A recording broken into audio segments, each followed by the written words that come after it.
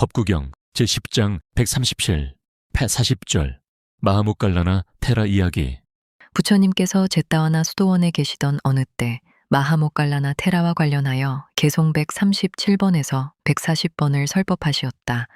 어느 때 니간타 고행자들이 마하못갈라나 테라를 살해할 계획을 세운 적이 있었다. 그들은 마하못갈라나 테라를 없앰으로써 부처님의 명예와 공덕을 손상시킬 수 있다고 생각했던 것이다. 그래서 니칸타스들은 당시 라자가하 근처 짤라실라라는 작은 지방에 있는 자객들을 사서 마하못갈라나 테라를 살해하라고 사주했다. 그리하여 자객들은 마하못갈라나가 수행하고 있는 수도원을 포위했다. 그러나 테라는 신통력으로서 열쇠 구멍을 통해 빠져나와 버렸다. 그리고 얼마 뒤 두 번째 포위되었을 때는 방의 지붕을 뚫고 자객들의 포위망을 벗어났다. 이같이 하여 자객들은 처음 2달 동안은 테라를 도저히 해치지 못했다. 그러다가 석 달째가 되었을 때 자객들은 기회를 보아 세 번째로 마하못갈라나가 머무는 수도원을 포위했다. 이때에 이르러 못갈라나 테라는 자기의 과거를 반조해 보았다. 그리하여 자기가 과거에 범한 어리석은 악행의 업이 아직 남아있음을 알게 되어 그때는 신통력을 사용하여 포위망을 빠져나오지 않았다. 그리하여 마침내 테라는 자객들에게 잡히는 몸이 되었다. 자객들은 테라를 가혹하게 두들겨 팼고 칼로 찔렀으며 모든 뼈마디를 바스러뜨렸다. 테라가 만신창이가 되자 자객들은 이제 테라가 더 이상 살아나지 못하리라 판단하고 시체를 숲속에 던져버린 후 그곳을 떠났다. 그런데 테라는 자신을 다스리는 선정의 힘으로써 몸과 마음을 추스려 가까스로 움직일 수 있었다. 이윽고 테라는 부처님이 계시는 제따와나 수도원으로 향했다.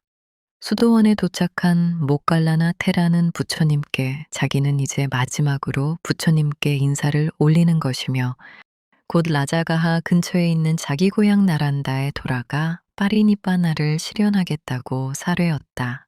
그러자 부처님께서는 테라에게 제따와나 수도원에 있는 전체 대중에게 고별 법문을 한 뒤 떠나라고 말씀하시었다. 그리하여 못갈라나 테라는 마지막 법문을 했고 다시 부처님이 계시는 곳으로 와서 인사를 올리고 공손히 합장한 다음 부처님을 오른쪽으로 7번 돌았다. 그런 다음 테라는 그곳을 떠나 자신의 출생지인 나란다로 갔으며 거기서 파리니빠나를 실현하였다.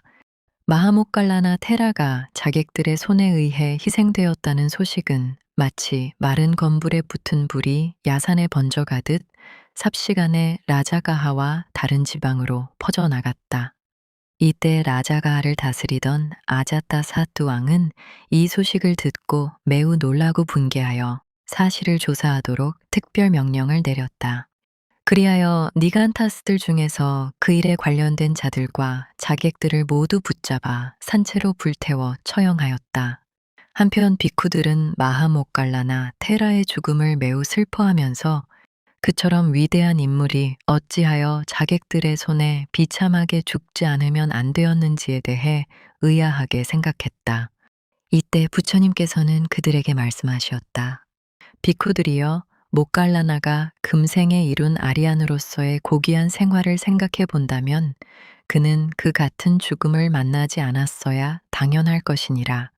그러나 그는 과거 전생에 아내의 사주를 받아 나이 많고 앞을 보지 못하는 아버지와 어머니를 숲속에 유인하여 살해하였더니라. 그는 그런 엄청난 악행을 저질렀기 때문에 그 같은 죽음을 당한 것이니라.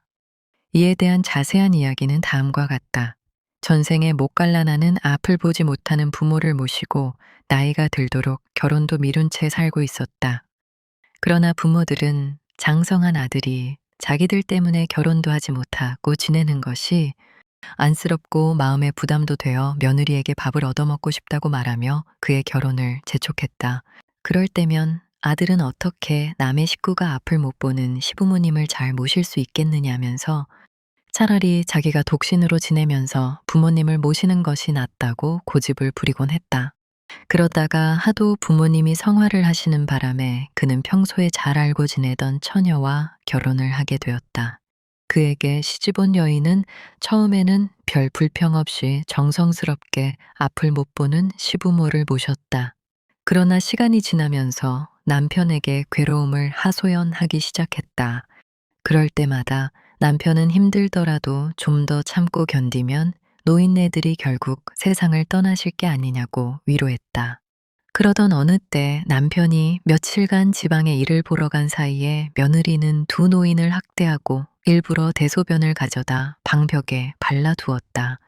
노인들은 냄새와 두려움에 질려서 방구석에 앉아 바들바들 떨었다. 아내는 이렇게 해놓고 얼마 후 돌아온 남편에게 자기는 이제 노망든 시부모를 더 이상 모시지 못하겠으니 이혼을 하든지 부모를 버리든지 둘 중 하나를 택하라고 대들었다.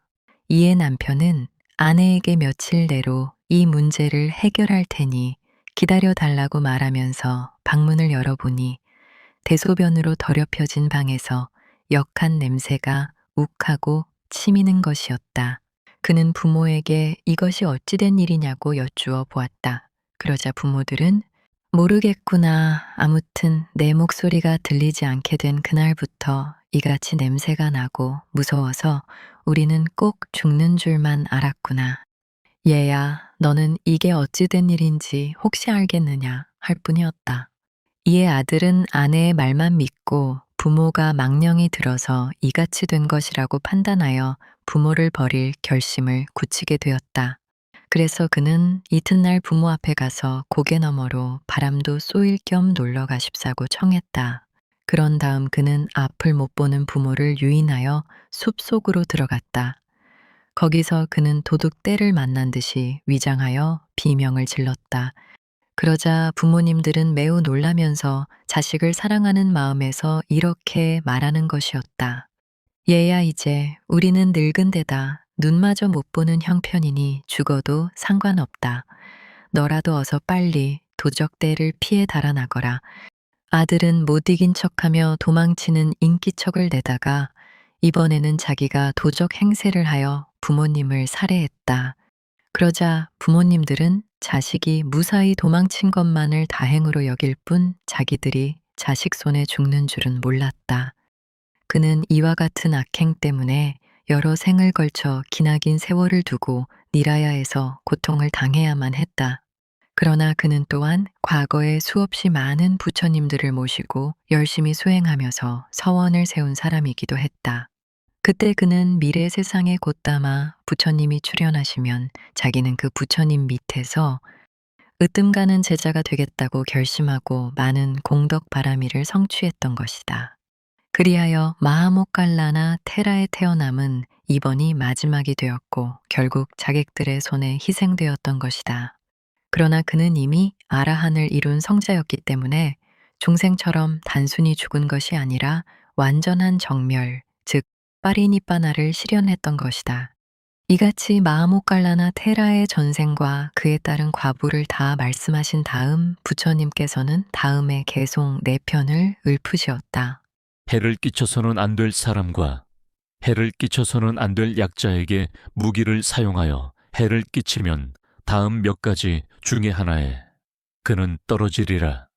요단데나 아단데스 아바두스테수 두사띠 다산나만 야따랑 타낭 깃밤에와 니가 찼띠 심한 고통을 당함 아주 가난해짐 팔과 다리를 모두 잃어버림 문둔병 따위에 모진 병에 걸림 외다낭 파루샹자냉 사리라싸와 메다낭 가루강 왓비 아바당 자딱해빵 왓바뿐에 정신 이상을 일으킴 왕의 노여움을 사 모든 재산을 빼앗김 재산과 명예를 회복할 수 없는 고소를 당함 가족이 생명을 잃음 라자또와 우바사강 아빠카낭 와 다루낭 빠라카양 와 냐띠낭 보가낭 와 빠방구랑 재산이 천재지변 등으로 파괴됨 집에 벼락이 내리거나 불에 탐